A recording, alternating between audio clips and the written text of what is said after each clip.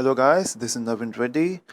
Today we'll talk about Swing applications. So this is your first video for advanced Java tutorials. So in this we'll start with Swing applications. So to understand what is Swing, first we'll talk about NetBeans.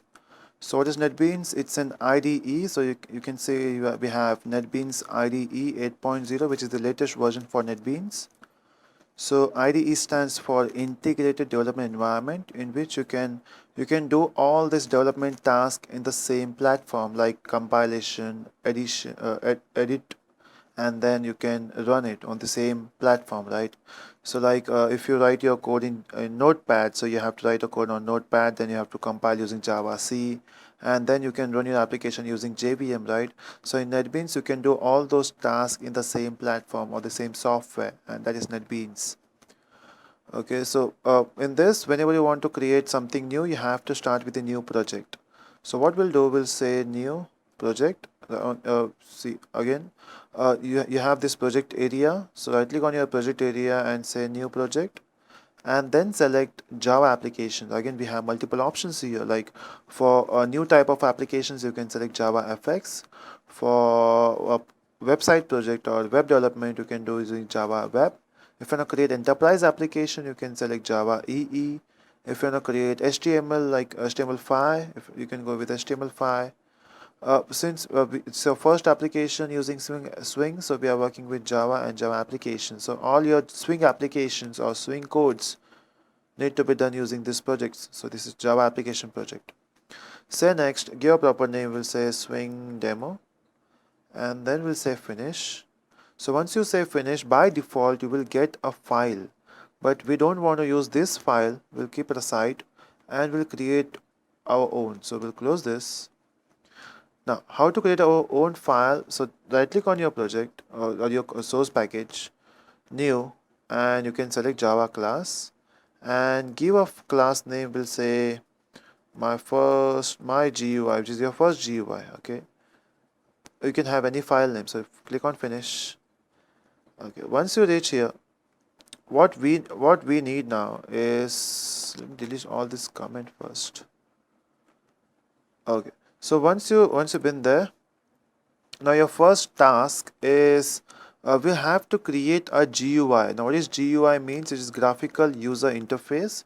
Like when you work with normal Java codes, you have to do everything using command line, right? Or you can use those console, or you can say line command interface or line user interface, which is your black console. Something, it looks in this way. Okay, it looks in this way. So you have to type all those commands. Okay, so what we have here is just hold on. Okay, so what we have is this. Everything you have to do in command line, right? Like you compile. So if you say Java C, this is how you compile, right? But what we need some GUI. We have to view those things in a GUI. So what you can do is just we have to say let's create one more class. So we'll say class my frame. Okay, so when I say I have to create those form, what I have to do is we have to say class my frame. To create a frame, to create a GUI, we have to say extends frame. Okay, so to create a GUI, you need to do extends frame, and again you have to import the package, right? So you have to write a package name here. So you have to say import something. What we can do in NetBeans, you just have to say Control Shift I. So when I say Control Shift I, it will do this thing. So it's import java.aw.frame. Okay, so this frame, this is a class which belongs to a package AWT. Okay, and now to display this, what we need a constructor. So we'll say constructor my frame. Okay, now to make it visible, what we need to do is we need a main function. So again in NetBeans you have some shortcuts. So in order to print main function, you can say PSVM and then press tab. So you will get this thing.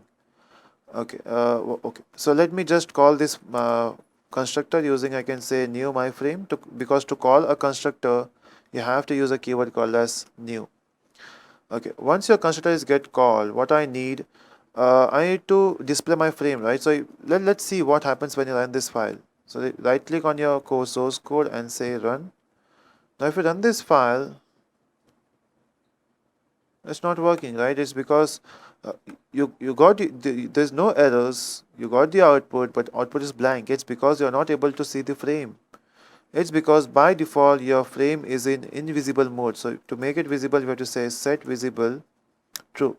So when I say set visible true, let's see what happens.